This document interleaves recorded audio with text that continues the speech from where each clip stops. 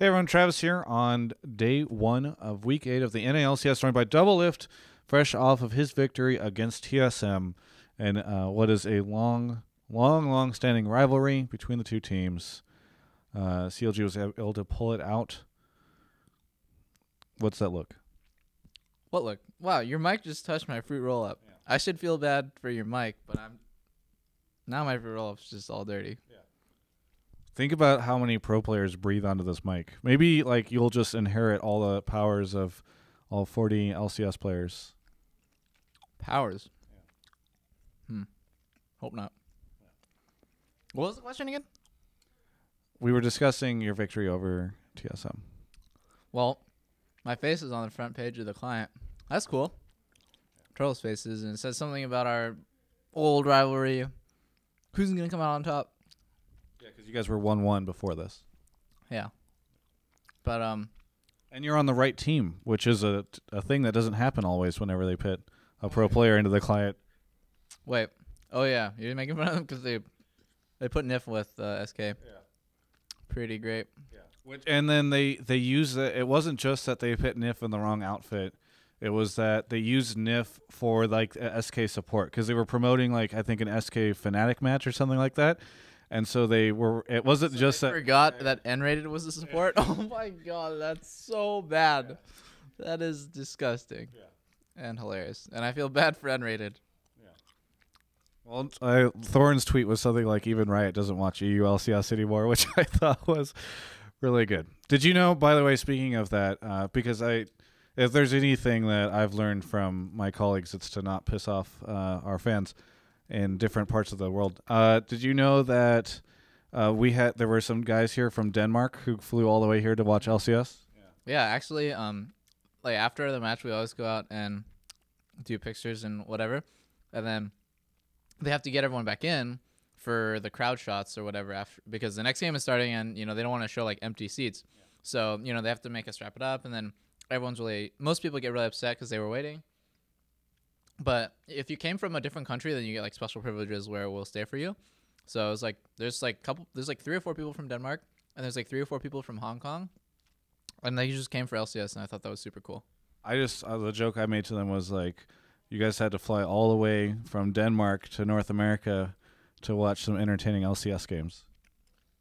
It's the truth, man. Yeah. It's the sad truth. Yeah. Actually, NALCS is becoming way more and more like EU, which we like make fun of, but. It's like as we make fun of it, we're getting the curse from them as like we're just getting dragged down into their. We're getting like 80-minute games and a bunch of ties and stuff, and like randomly, Alliance is 2-4 in the last 6 games, and then Fnatic is 6-0, so they're kind of like switching spots. Yeah. So there's like interesting stuff happening over there, and we're just all sitting out being like, oh look, another tie. And like for 2 weeks I was like, oh look, I can do all these great interviews, except for the fact that there's 2 like back-to-back 3-way ties. I'm like, okay, this next week is gonna fix it, and then it just fixed it by making it a 4-way tie. So I was like, thanks NALCS teams, you guys are really giving me some storylines here. Anyway, let's talk about the match between you and TSM. It was interesting at certain points in time. I enjoyed it.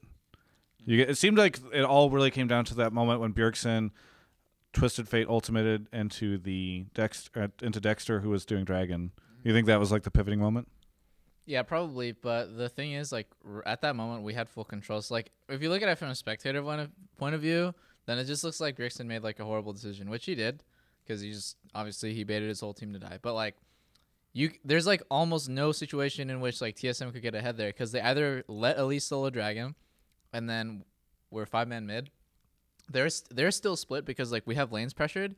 So after we get dragged, we're just gonna get Baron control, and then we're just gonna do the same thing until Bjergsen somebody makes a mistake, and then they get picked off at Baron. So like there's like no situation in which TSM can come out ahead, because we set up really well right there, and Bjergsen was just the first one to crack, I guess. But at some point, somebody on TSM had to crack. Yeah.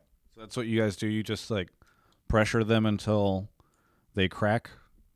That's what every team does right now. That's because the game is so slow. You're not really looking for kills. You're just looking for.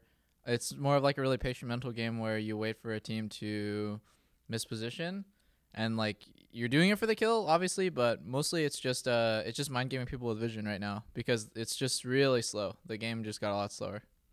I asked probably earlier after their 80-something minute game if he felt as though the meta right now was creating these like really long games and we should expect to see really long games. He said he didn't necessarily feel that way because he felt as though his game was just the fact of it being like a Ziggs versus Orianna, which kind of just made it really long.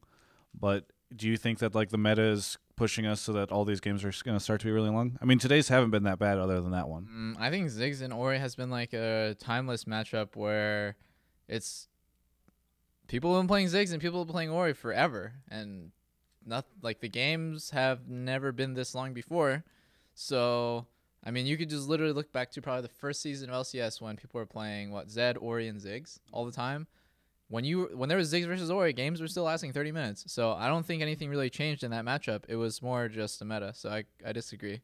There's always going to be wave playing mids. Even when there was like a Nivea in the game, which is like the master of turtling, games were lasting like 40 minutes max. Well, speaking of short games, LMQ just, I mean, for lack of a better word, dumpstered Dignitas in like 24 minutes. What do you think that means? I didn't actually get to watch the early game, but I assume that, I mean, LMQ is, I think Dignitas, but a lot better in a lot of ways. Like, their soul laners seem stronger, and their bot lane is stronger. The only thing that's kind of a toss-up is, like, jungle. Like, you can never tell if No Name's actually really good or if his soul laners are just carrying him. Because, like, when your lanes are winning, then obviously you're going to look super good. I don't know. I think Dig, people say it's a big upgrade. You know, the soul lanes got a lot better. They did get a lot better. But LMQ is, like, super good. Like, Ackerman's really good. Xiao Xiao is obviously, like, the star of LMQ. And then Vasili's, like, the other star. Slightly behind Xiao Xiao, probably. Scar and Crumbs have been very vocal about the frustration they felt with what they perceive as a lot of the analysts and the fans thinking that they're just going to drop out by the end of the season or they're going to fall down and sort of go away. Do you think that that frustration is fair? Or do you think that there's a risk that they might have that happen?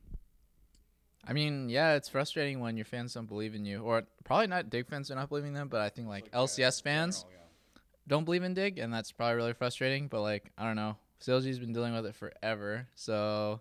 Well, I just mean, do you think that there's a chance they're going to drop out? Like, people think that they get relegated, drop out? No, just like drop down. Because basically, Skara and Crumbs have been saying, you know, hey, we're doing really, really well. Everyone keeps expecting us to choke and suddenly fall down in some way. Like, I don't know, maybe not get relegated, but just not be one of the top teams. Do you think that that's coming to them, or do you think that it's fair for them to be frustrated by that?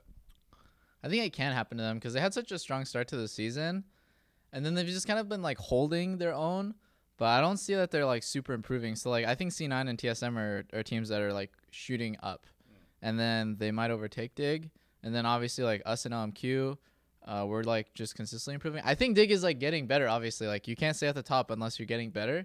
It's just like how fast can you do it? You think like if it was like a line graph, theirs would be like this, whereas like C9 and TSM's would be like this. Yeah, exactly. So, it's definitely a risk. I don't think that they should like address it like that. That's like the worst way to go about it because if you just say flat out that we're not going to blah blah blah like drop down,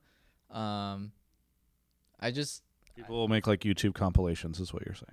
Yeah, and also it's like saying like a negative thing won't happen rather than like a positive thing will happen. You should say like, you know, we're working super hard and we're gonna like take these steps to pull ahead instead of we're gonna take these steps to like not fall behind.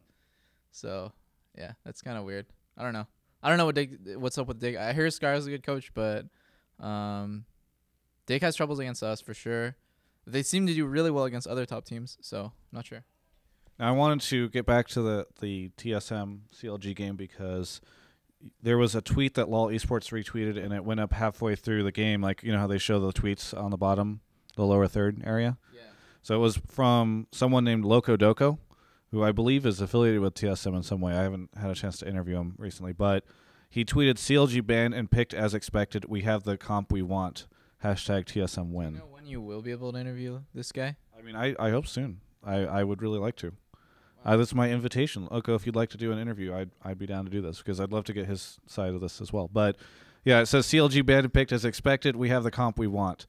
So hashtag TSM win. Do you think that you guys sort of played into them, and then maybe just like the strange situation with Bjergsen left. Do you think they had a good team comp, and that there was good picks in Champ Select? I don't know. I think people just like always tweet, especially coaches and analysts. They'll just like randomly tweet stuff like that, and it like doesn't really mean anything. I mean, it's like it can be used as a mind game, but like I don't think that, because we changed what our picks are week to week. So unless like there's somebody who's like ratting us out in scrims, I don't see how TSM could possibly know what we were practicing. Like it literally doesn't make any sense. You know what I mean? Like we're changing literally week to week, patch to patch what we're playing. So I don't see how he could have predicted it. And if he did, then the problem is with him, because clearly his team comp, like what TSM drafted, was like not good against what we were drafting. So yeah, I mean, that was my question. Not maybe even the drama stuff, but based on that, it seemed they thought they had you figured out. And so my question was, do you think that your comp was superior? Because you can win with like a worse team comp. I don't think our team comp was superior, but we definitely got what we wanted. And so like when he says, "Oh, we got what we wanted," on the other side, then it's just both teams playing their strengths, and then the better team will win on that day or whatever. Whoever's playing better. I was interviewing Sneaky while you guys were playing. He referenced a thing that he thought you guys had picked up from them after they had picked up from SKT. Referencing? Yeah. Against TF. Yeah, I stole that straight from Sneaky. Yeah. So do you want to explain how it works or anything like that, or is it like a super secret?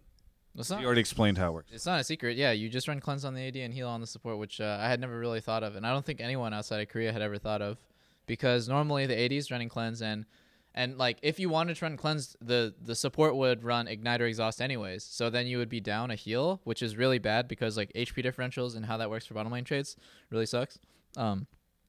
Excuse me, but yeah, how it works now is like cleanse counteracts the enemy support's summoner, which is either going to be exhaust or ignite. So you just instantly cleanse that off. And so the worst case scenario is you go even, because then their AD and your support have heal. Anyways, whatever. Long story short, you can run cleanse heal against TF, and it's really strong because then TF can never gank bot lane. Good stuff. Hey, you have a birthday next week. Is there anything that you would like the fans to bring to the studio, or something that you want them to draw you? Like, what if people wanted to give you a birthday gift? What would they give you?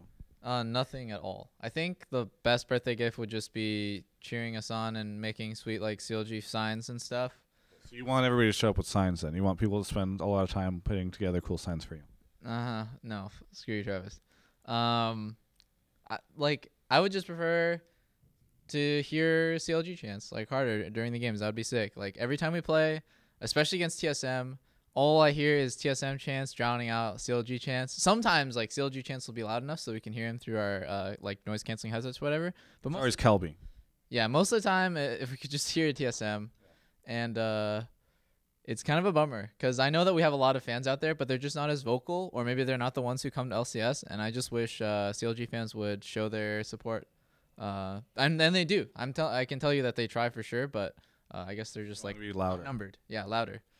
So, yeah, don't get me anything for my birthday, because 2 years ago, I was in Korea and it was my birthday, and some girl showed up with a cake, and I didn't want to really offend her or anything, but I'm not a cake guy. I'm really not into like the whole like sugary sweet pastry kind of thing.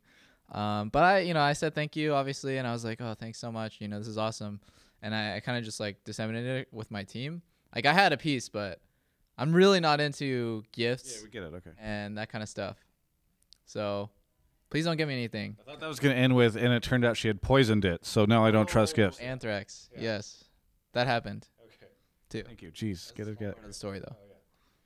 Should have been. So you're turning 21, so everybody should just give you a lot of alcohol is what I'm hearing.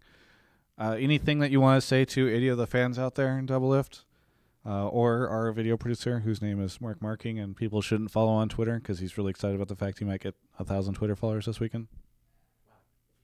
Wow, come on, he's supposed to be anonymous or something. Or he says his name. Well, I repeat, do not get me anything for my birthday, please. Other than that, nothing really. Thanks for supporting us, and we have like a lot of dedicated fans who are just like armchair theory crafting, who are just like doing their best to show support in whatever way they can, and that's awesome. So I think we have more fans this split than we've had like any previous split. It's really awesome to see, and I really like it. It motivates us to play harder.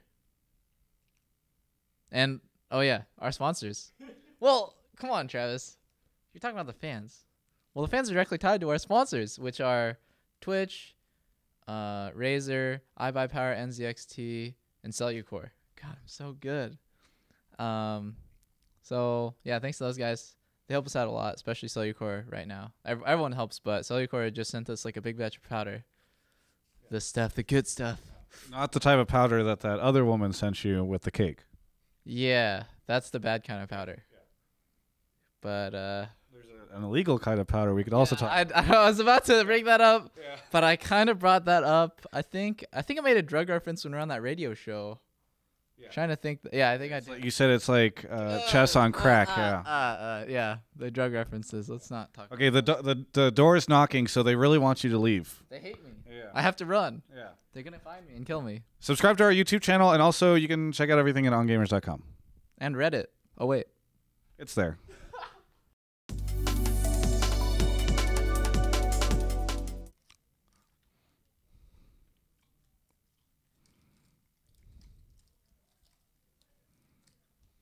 How's that free roll? These are amazing. What's the flavor? Red and blue. Colors or flavors? For fruit roll-ups, they are.